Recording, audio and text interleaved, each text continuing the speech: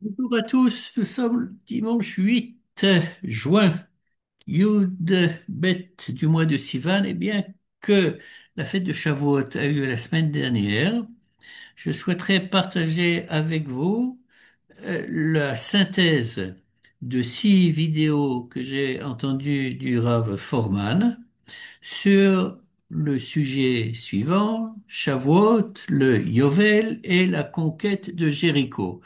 Et a priori, on voit pas très bien le lien entre ces trois événements, mais j'espère au long de au fil de cette vidéo, eh bien, vous le verrez clairement. Eh bien, on va commencer par le Yovel, qui est un mot qui a deux significations. On va commencer par l'une d'entre elles, la première, celle qu'on traduit par le mot jubilé.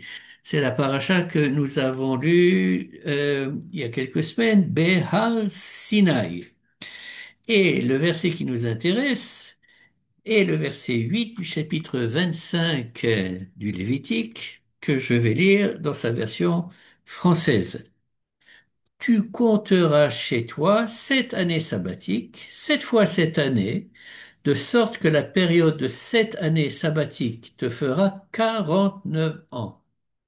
La cinquantième année s'appelle le Yovel, c'est dit au verset 10. Au jubilé, donc l'année du Yovel, il y a deux éléments principaux qui se passent. Le premier est le suivant. Quand un esclave juif, c'est-à-dire quelqu'un qui avait des dettes qu'il n'a pu rembourser, et le seul moyen de rembourser la dette, c'était donc de travailler pour un maître. Normalement, à la fin, à l'année sabbatique suivante, il devait être libéré.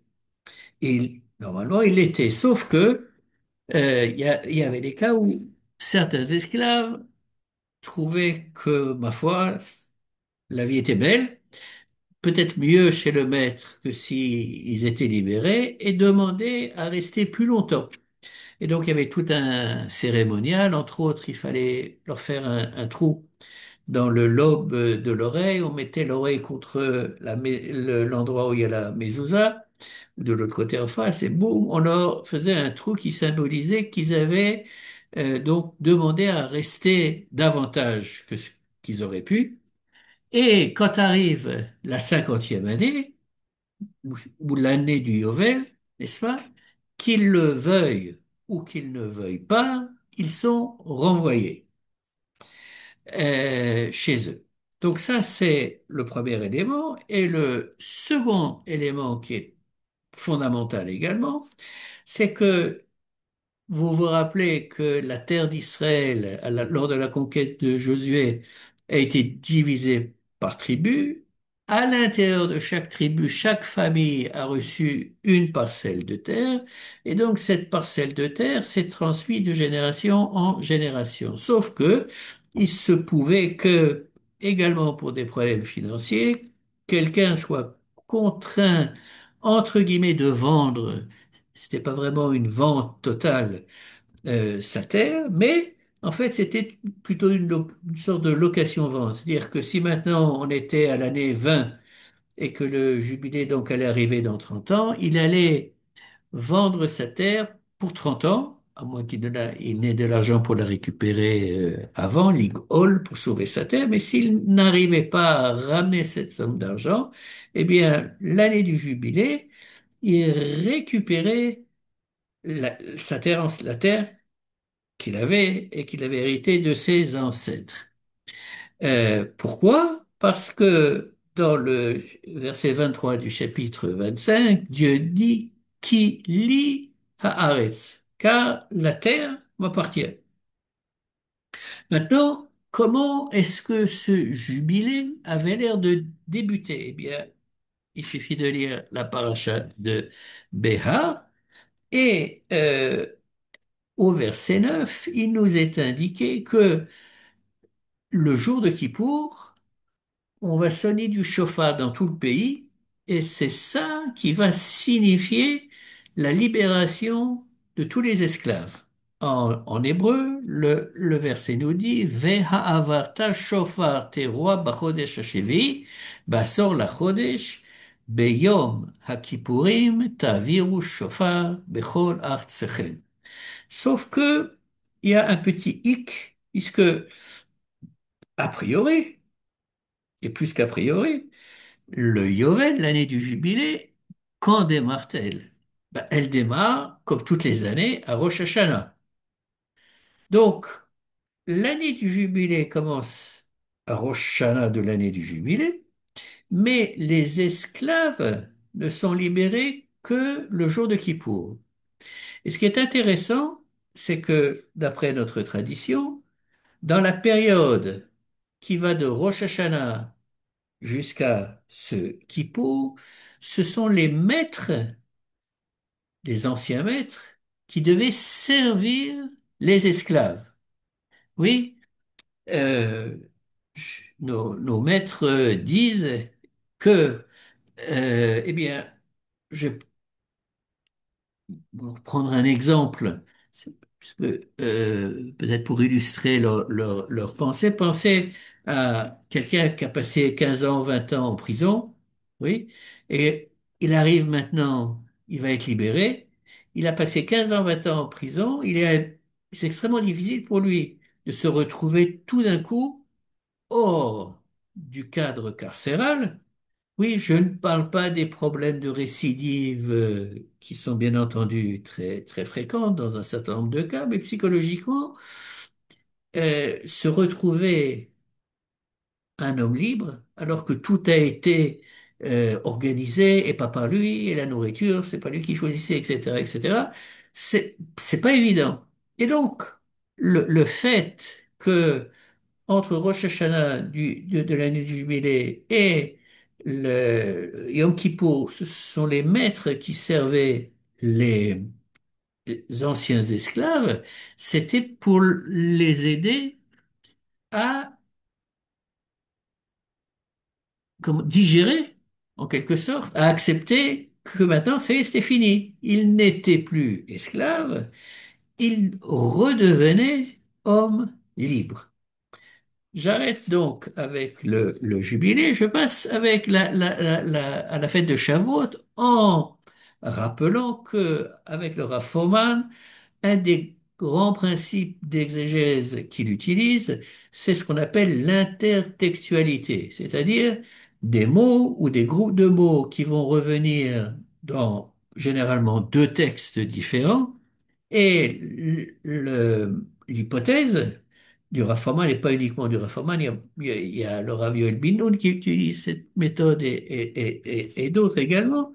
Étant donné que le texte de la Torah est un texte révélé, eh bien les mots qui sont employés, ce n'est pas par hasard qu'ils sont là, oui, et par conséquent, si on va retrouver une série de mots dans deux textes différents, c'est vrai, c'est pas par hasard. Et si ce n'est pas par hasard, c'est que ça vient nous titiller, nous indiquer qu'il faut chercher un sens à ce dénominateur commun qui existe entre les deux textes en question. Et donc, revenons donc après ces quelques mots à la fête de Shavuot. Quand a-t-elle lieu? Eh bien, après Pessah. Oui, on va compter 7 fois 7 semaines. Et le 50e jour, c'est Shavuot. D'après la tradition rabbinique, puisque ça n'apparaît pas dans les versets de la Torah, Shavuot correspond au don de la Torah au mont Sinaï.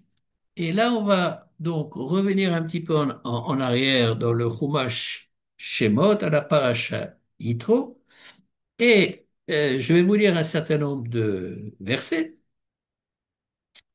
dans lesquels je pense que vous allez identifier certains mots que nous venons de voir dans la paracha du Yovel. Alors, au verset 16 du chapitre 19, et ce verset nous dit, Or, au troisième jour, le matin venu, il y eut des tonnerres et des éclairs, et une nuée épaisse sur la montagne, et un son de cor très intense. En hébreu, Vekol Shofar, Chazak, Meod. Donc, la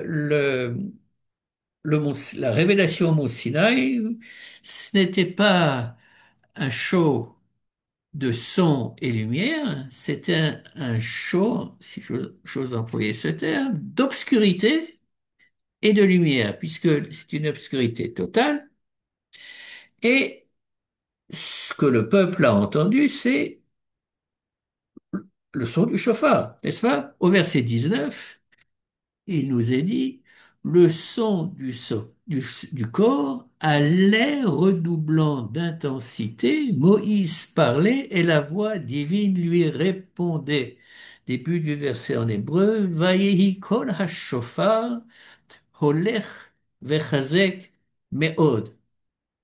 Donc, la révélation débute avec le chauffard et il y a une vidéo que j'ai enregistrée, également basée sur le Rav Foreman, qui parle de cet épisode de manière spécifique. Donc, euh, on voit ici que dans le Yovel, la libération des esclaves est exprimé, débute avec le son du chauffard, et la révélation au mont Sinaï débute et se manifeste par le son du chauffard. Maintenant, comment est-ce que les Hébreux étaient disposés physiquement au mont Sinaï? Ils étaient autour du mont Sinaï, ils avaient l'interdiction totale de toucher le mont Sinaï pendant l'épisode de la révélation. Et si jamais, à Dieu ne plaise, il touchait, il risquait de mourir. Et Laura Forman nous fait remarquer également que au verset 5 du chapitre 19, quand en hébreu Vatem tiyuli mamlechet kohanim vegoy kadosh, quand Dieu dit à Moshe qu'il dise aux enfants d'Israël, vous serez mon trésor entre tous les peuples, car toute la terre est à moi. Kili kol haaretz.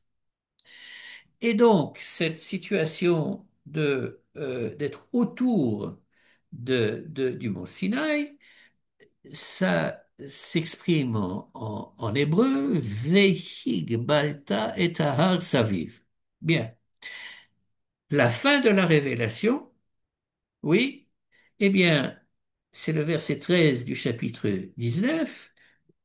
Au dernier son du corps, ceux-ci monteront vers la montagne. C'est-à-dire que l'interdiction qui avait été faite au Bné Israël de s'approcher du mont Sinaï sous peine de mort, cette interdiction tombée et maintenant ils pouvaient monter au mont Sinaï. En hébreu, qu'est-ce que nous dit ce verset? Bimshor hayovel hema yalu bahar. Donc, faites attention. Quel est le langage qui est exprimé ici? Il est exprimé Bimshoch Hayovel, ce qui en français est traduit par au dernier son du corps. En hébreu, c'est pas shofar qui est employé, c'est Yovel. Donc, on découvre ici la deuxième signification du mot Yovel. Donc, d'un côté, Yovel, ça veut dire jubilé, mais d'un autre côté, c'est un synonyme du mot shofar. Bien.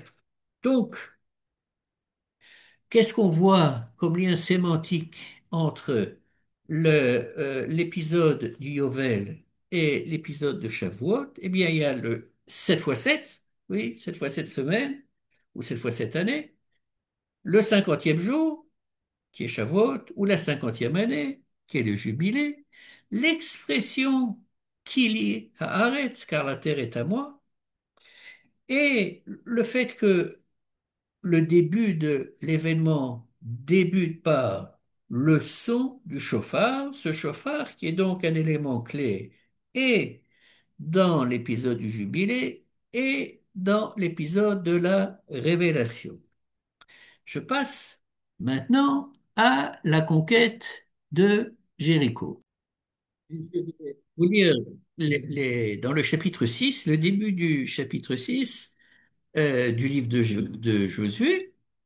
Euh, et ensuite, pendant que je vous attirerai votre attention sur le verset ou les versets clés de ce début du chapitre. Or, Jéricho avait fermé ses portes et restait close à cause des enfants d'Israël. Personne ne pouvait entrer ni sortir. Mais l'Éternel dit à Josué, vois, je te livre Jéricho et son roi et ses vaillants guerriers. Tu feras marcher tous tes gens de guerre autour de la ville, ils en feront le tour une fois, et tu procéderas ainsi pendant 6 jours. Et au verset 4, il nous est écrit, c'est le verset clé en l'occurrence, et également le début du verset 5, tandis que 7 prêtres précédant l'arche porteront 7 corps retentissants. Le 7e jour, vous ferez 7 fois le tour de la ville, et les prêtres sonneront du cor. Verset 5. Lorsque la corne retentissante émettra un son prolongé, tout le peuple, en entendant ce son de cor, poussera un grand cri de guerre et la muraille de la ville croulera sur place et chacun y entrera droit devant lui. En hébreu, le verset 4 se lit Veshiva Kohanim yisu shiva shofarot ayovlim lifnei Aaron uvayom hashevi tasovu et ha'ir sheva pa'amim והכהנים יתקעו בשופרות. Et le verset 5 débute par les mots suivants. והיה במשוך בקרן היובל ועלו העם. Donc, qu'est-ce qu'on a ici? On a des mots, un certain nombre de mots qui se retrouvent et dans l'épisode du Yovel, du Jubilé, et dans la fête de Shavuot, et maintenant dans la conquête de Jéricho. N'est-ce pas? Le thème de 7 fois 7, puisque on a 7 Kohanim qui vont faire 7 fois le tour de la ville. Les corps en question s'appellent des shofarot, oui. Euh, et De plus, il y a un, un lien cette fois-ci des liens entre Shavuot et la conquête de Jéricho, puisque on parle de Vehaya Bimshor Bekeren Hayovel, alors que dans Shavuot, à la révélation Bimshor Hayovel, Ya'alu, Ha'ar, et là, Vehaya Bimshor Bekeren Hayovel, Ve'alu Ha'am. Oui. Et les les enfants d'Israël à l'époque de Jéricho, le fait de faire le tour de la ville de Jéricho, Tassovu et Ta'ir, c'est Veikbalta et Tahar Saviv. Donc ça, on a deux éléments sémantiques très forts entre Shavuot et Jéricho. Évidemment, on vient de voir également entre les 3 histoires. Donc, euh, l'idée dans cette analyse exégétique, c'est, OK, maintenant on a trouvé pas mal de points communs qui effectivement peuvent nous laisser supposer qu'ils ne sont pas là par hasard. Et par conséquent, maintenant il faut essayer de trouver un sens à euh, ces liens sémantiques. Eh bien, Laura Forman va d'abord analyser le lien entre le jubilé et Shavuot. Alors, il dit la chose suivante. Au jubilé, l'escla- l'esclave est libéré, qu'il le veuille ou qu'il ne le veuille pas. Bon, on lui donne des cadeaux, le maître est obligé du cadeau, mais au cas où je veux rester, la Gemara est assez crue en disant qu'on lui donne un coup de pied dans le derrière pour qu'il s'en aille. Ça y est, c'est terminé. Euh, mais euh, le fait d'être libéré physiquement le transforme-t-il en homme libre psychologiquement? Eh bien, c'est le même problème, dit le Raffoman, que nous avons entre Pessah et Shavuot, n'est-ce pas? Nous sommes sortis d'Égypte, donc nous avons été libérés de l'esclavage d'Égypte, mais sommes-nous devenus libres pour autant? Oui. Selon notre tradition, les Hébreux étaient au moins 200 ans esclaves en Égypte. Euh, c'est une longue période qui s'est transmise de génération en génération. Changer de registre du jour au lendemain, c'est quelque chose qui est extrêmement difficile. On en a parlé un petit peu dans une vidéo que j'ai faite sur la manne, aussi du Raforman. Et donc, le, vous connaissez tous, ou la plupart d'entre vous, le fameux Midrash sur les tables de la loi, où on dit que les 10 paroles étaient inscrites, gravées dans la pierre. Ce mot gravé, c'est charut en hébreu. Et nos commentateurs disent ne lis pas charut mais cherut, c'est-à-dire libre. En d'autres termes, Pessah, c'est la libération physique et Shavuot représente la libération psychologique, spirituelle. Oui, il y a une période de 49 jours qui devait permettre, c'était ça l'objectif en tout cas, au peuple de passer de, comment dirais-je, d'une représentation de soi en tant qu'esclave à la situation d'homme libre. Donc ça, c'est le lien entre le jubilé et Shavuot. Maintenant, quel est le lien entre le jubilé, pardon, et Jéricho? Eh bien, nous avons vu, n'est-ce pas, quand on a vu qu'est-ce qui se passait au jubilé, on a vu qu'il y avait deux éléments importants. Un, les esclaves qui sont envoyés, donc ça c'est le lien avec Shavuot. Mais quel était le deuxième lien? C'est que les individus récupéraient leurs terres ancestrales. Or, que se passe-t-il à Jéricho? Dit le Rav Foreman. Il se passe que l'épisode de Jéricho représente l'accomplissement de ce que Dieu avait juré à Abraham, Isaac et Jacob, c'est-à-dire que la terre de Canaan, qui devient donc la terre d'Israël, va leur appartenir. Et par conséquent, dit le Rav Foreman, l'effondrement des murailles qui apparaît donc comme un miracle, oui, représente symboliquement la fin de la propriété des habitants de Jéricho et donc de tous les peuplades qui habitaient en terre de Canaan et le début de la prise de possession par les enfants d'Israël de la terre d'Israël.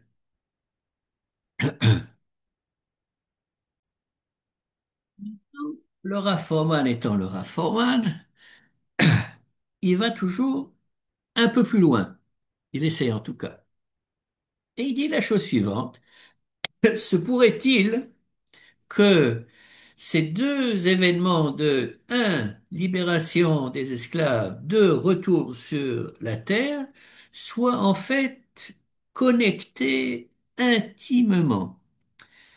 Et sa proposition, c'est oui. Et pour le prouver en quelque sorte, ou pour asseoir ses dires, il revient au Lévitique à la paracha de Béar Sinaï, au verset 10 du chapitre 25, et vous allez voir que le même verbe est employé pour parler du retour vers la famille de l'esclave et vers la terre ancestrale.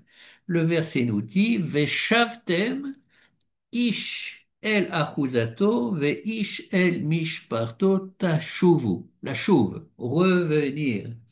Donc, il formule ça de la manière suivante. C'est comme si au jubilé, l'homme, oui, le juif, retournait vers leurs appartenances, ses appartenances fondamentales, qui sont sa terre et sa famille, leur terre et leur famille. Et ce qu'il va faire maintenant, c'est en fait analyser le lien entre ces deux notions. Pour ça, il revient très très rapidement en arrière au fameux épisode avec Avraham Avinu qu'on appelle Brit Ben Abetarim, l'alliance entre les parties. C'est ce passage où Dieu va annoncer à Avraham, oui, que sa descendance va être esclave dans un pays étranger. Yadoa, c'est le parashat Lech Lecha, Yadoa Teda, Kiger Yezarecha, Be'eretz lo lahem, Va'avadum, Ve'inu otam.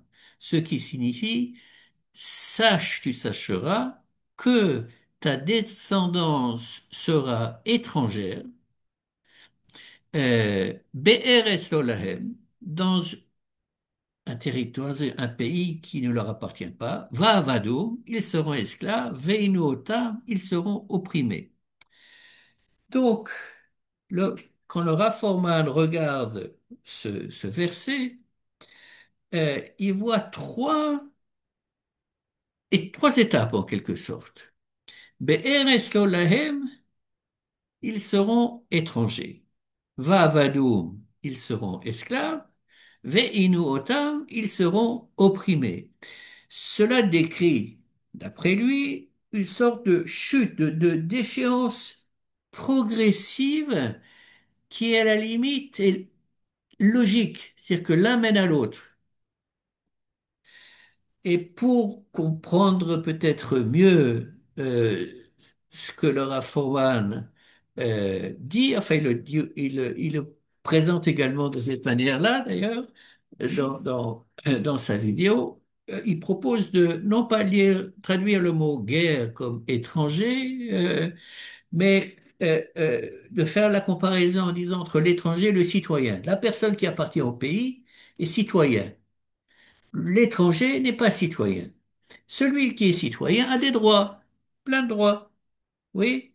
Euh, Entre autres, celui de posséder terres, d'avoir la sécurité sociale en France, etc., etc. Par contre, l'étranger, et prenons l'exemple moderne du travailleur immigré, et plus particulièrement euh, des travailleurs immigrés illégaux, oui, euh, leur situation est une situation de vulnérabilité, par définition. Oui, problème de langue, problème de droit, etc. Pas la peine de faire un dessin. Donc, la première étape, c'est d'arriver donc dans un pays étranger, dont on n'est pas citoyen. Et ça, c'est susceptible euh, de faire que la situation de ces personnes se dégrade et conduisent à une sorte de servitude, clairement.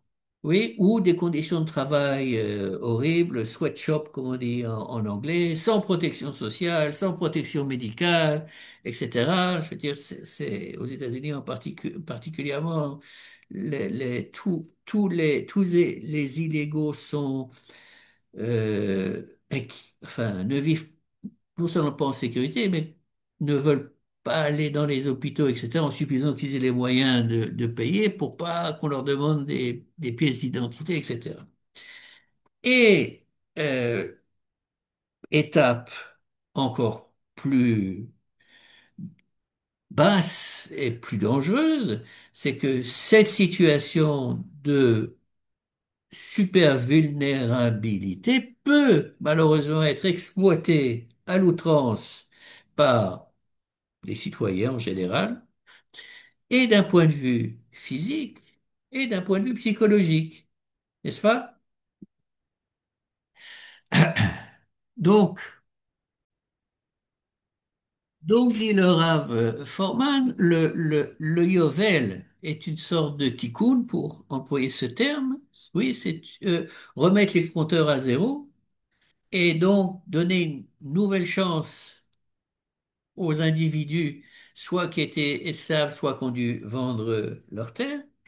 Mais il fait la réflexion suivante, c'est que Shavuot est une occasion non pas de remettre les compteurs à zéro, mais de célébrer la fête avec toutes les personnes vulnérables. Et pour ça, il faut se reporter au livre de Devarim, le Deutéronome, au chapitre 16, les versets 10 à 12, où le texte de la Torah revient vraiment en deux versets, ou trois, sur la fête de Shavuot. Et je vous lis maintenant en français, dans la traduction du Bible, la Bible du rabbinat, les versets en question.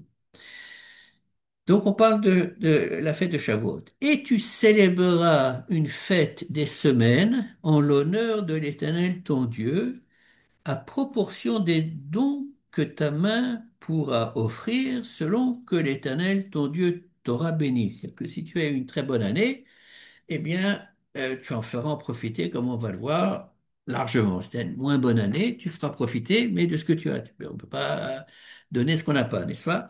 Verset 11. Et tu te réjouiras en présence de l'Éternel ton Dieu, toi, ton fils, ta fille, ton esclave et ta servante, le Lévite qui sera dans tes murs, l'étranger, l'orphelin et la veuve qui seront près de toi dans l'enceinte que l'Éternel ton Dieu aura choisie pour y faire habiter son nom. Tu te souviendras que tu as été esclave en Égypte et tu observeras fidèlement ses lois. Donc, la fête de Shavuot que nous avons célébrée la semaine dernière est une occasion pour nous de pouvoir accueillir à notre table les personnes citées dans ce texte qui n'ont pas eu la chance de bénéficier dans la vie de bonnes conditions, peu importe ce qui s'est passé, qui sont vulnérables, qui sont dans le besoin. Eh bien, nous devons, comment dirais-je, leur faire célébrer cette fête dans la joie avec nous. Et j'espère que la fête de Shavuot à Baleinu Letova, la prochaine, nous aurons tous l'occasion de pouvoir appliquer euh, un petit peu au moins ce principe que le Rav Forman nous ramène au niveau de notre Torah.